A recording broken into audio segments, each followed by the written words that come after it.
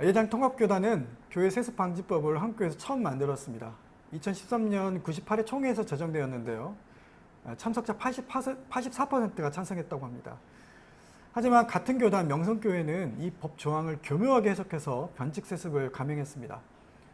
교단헌법 28조 6항이 이렇게 되어 있는데 해당 교회에서 사임 또는 은퇴하는 담임 목사의 배우자 및 직계 비속과 그 비속의 배우자는 위임 목사 또는 담임 목사로 청명할 수 없다. 단 자립 대상 교회는 이를 적용하지 아니한다입니다. 명성교회는 이 조항에서 은퇴하는 이 부분을 교묘하게 해석해서 세습을 추진합니다. 김상훈 목사 아들 김하나 목사는 2013년 새노래 명성교회를 개척합니다. 그리고 2015년 김상훈 목사는 명성교회 담임 목사직을 사임하고 2017년에 김하나 목사가 명성교회 담임 목사직을 세습합니다. 이 과정을 통해서 교회 관계자는 이렇게 얘기합니다. 은퇴하는 목사가 아니라 은퇴한 목사이니 헌법 위반이 아니라는 주장입니다. 어떤 법에는 목적이 있습니다. 그러니까 율법도 마찬가지죠. 율법의 목적은 하나님 백성으로 어떻게 살아가야 하는 것이고 그것을 크게 하나님을 사랑하고 이웃을 사랑하는 말로 요약할 수 있습니다. 하지만 이런 율법의 본래 목적을 상실하고 율법을 지키는 것에 매몰되면 자기 이익과 상황에 따라 율법을 적용하게 됩니다. 율법주의가 바로 그런 모습입니다.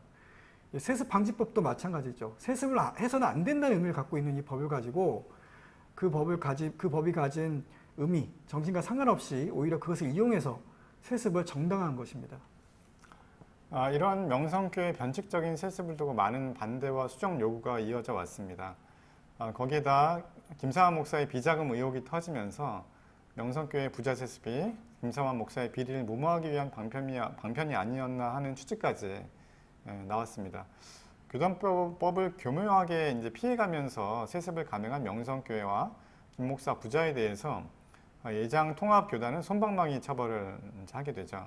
김하나 목사는 명성교회 담임 목사직에서 물러나고 명성교회가 속한 동남노회에서 임시당회장을 파송해서 담임 목사직을 수행하기로 했는데 김상환 목사가 은퇴한 지 5년이 지나면 김하나 목사가 담임 목사를 하는데 허용한다는 안을 이제 결의하게 되죠.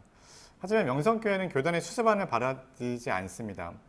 김상환 목사를 대리당회장으로 또 김하나 목사를 설계 목사로 세워버립니다. 그리고 김상환 목사가 은퇴한 지 5년이 지난 2021년 김하나 목사는 다시 명성교회 담임 목사직으로 복귀합니다. 결국 이 문제는 사회법정으로 이제 가게 됐고 법정에서 이제 이 문제를 다루게 되었는데 명성교회 평신도연합회 정태윤 집사는 김하나 목사가 위임 목사 임직에 필요한 적법한 선출 절차를 거치지 않고도 2021년부터 명성교회 위임 목사 직무를 수행하고 있다면서 소송을 제기했습니다. 네.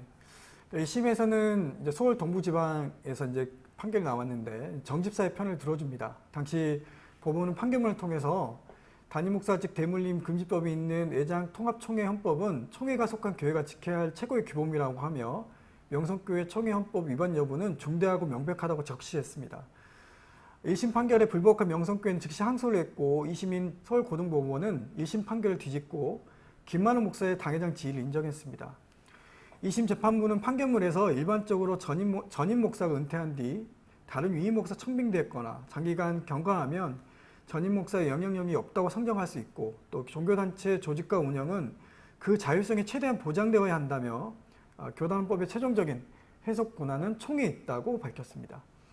이제 남은 건 이제 3심 대법원 판결인데 그 결과가 올해 2월 24일에 나왔습니다. 이 대법은 명성교회 측의 입장을 손을 들어주었는데요. 그러므로 최종 이 명성교회가 승소하게 됐습니다. 교단법과 사회법은 이제 모두 명성교회와 김상훈 목사 부자의 편을 들어줌으로써 목회적인 세습이 정당한 것을 인정해 주었습니다. 예장통합교단이 명성교회의 편을 들어준 이유는 명성교회가 차지하고 있는 힘과 돈 때문이라고 생각이 돼요. 교단법으로 명성교회 목회직 세습을 계속 인정하지 않고 징계를 할 경우에 명성교회가 최종적으로 교단을 탈퇴할 것이라는 그런 두려움이 있었을 것입니다. 실제로 같은 교단의 여수음파교회는 교단을 탈퇴하면서까지 담임 목사 세습을 감행했죠. 명성교회에 대한 교단의 입장을 확인할 수 있는 일이 최근에 이제 일어났어요. 통합교단의 이번 총회를 명성교회에서 열게 해달라는 협조 공문을 보냈다고 합니다. 수년간 한국교회와 교단을 어지럽힌 명성교회에서 총회를 하겠다는 것은 공식적으로 이제 명성교회 부자 세습을 인정하고 세습을 반대하는 사람들의 목소리를 이제 무시하겠다는 것이라고 생각이 됩니다.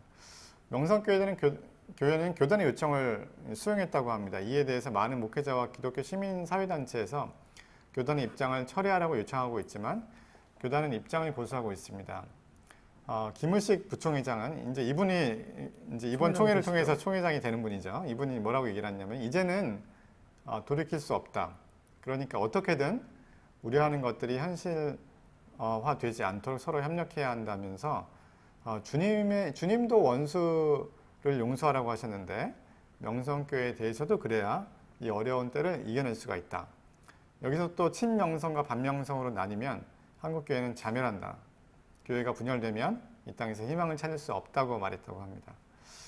명성교회의 뻔뻔함도 문제지만 교단법을 무시하면서 목회세습을 고수하는 명성교회를 비호하고 있는 교단이 더 큰 문제라고 생각을 합니다. 네, 오늘 방송 여기까지입니다. 시청해주신 여러분 감사합니다. 감사합니다.